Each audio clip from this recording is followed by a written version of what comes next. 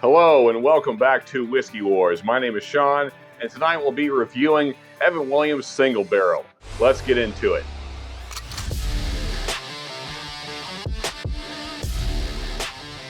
Alright, so here's our bottle for this evening, Evan Williams Single Barrel.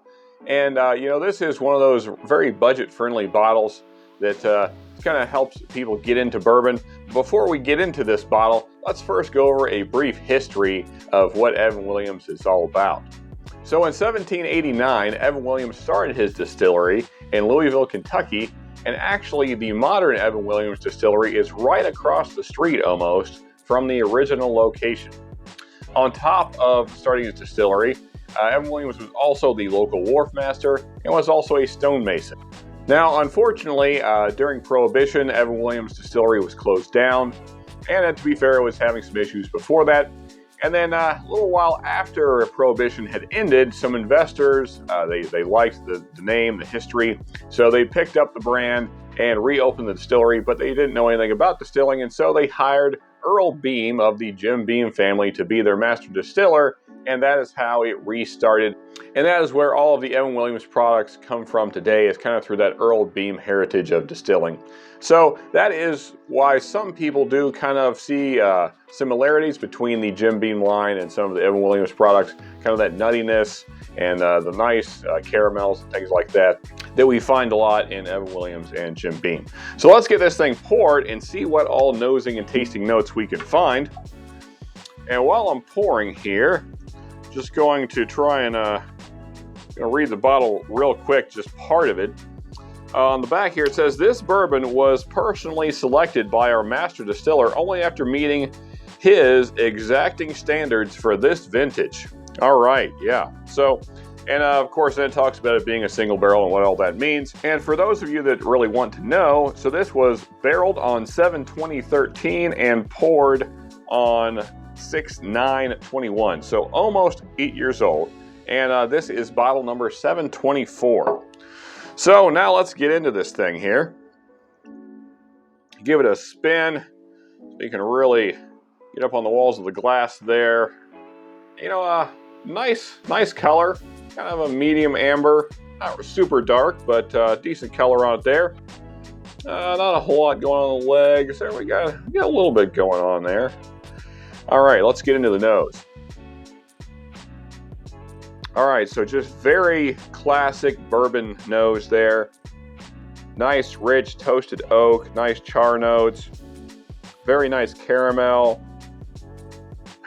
There's almost kind of like you're walking into like a wood shop, kind of getting all the really woody notes. Again, nice caramel, nice brown sugar. It's a really rich caramel. Kind of a vanilla in there as well, for sure. Maybe a hint of like an orange, kind of a citrus nose. Kind of a citrus note.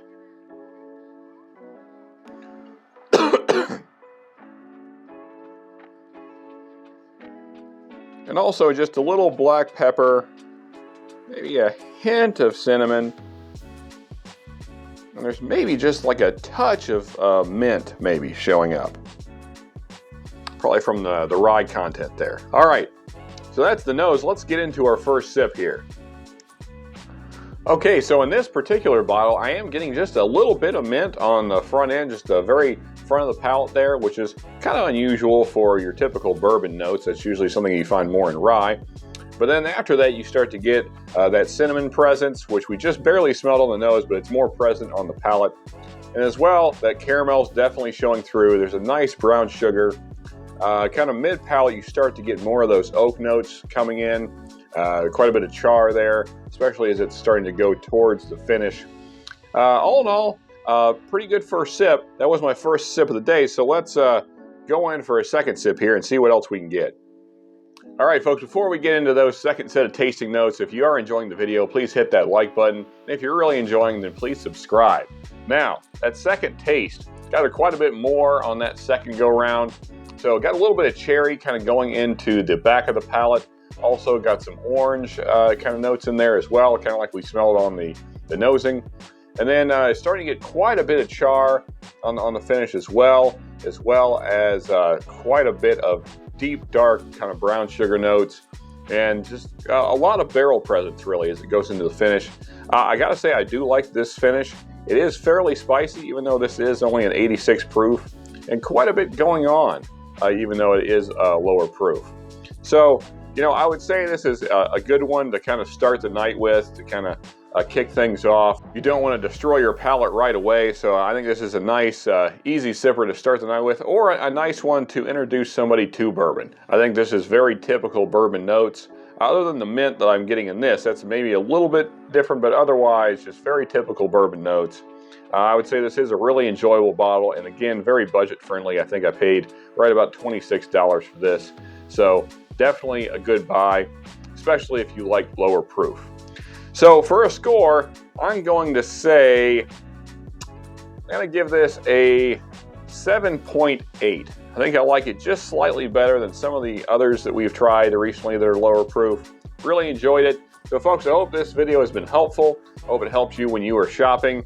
And again, hit that like button if you have enjoyed the video. And if you've really enjoyed it, then please subscribe. We appreciate that. If you want to see more from me, you can click right here for more reviews. And if you really want to support the channel, then you can subscribe right here. And until next time, folks, just remember, you can never have too much good whiskey.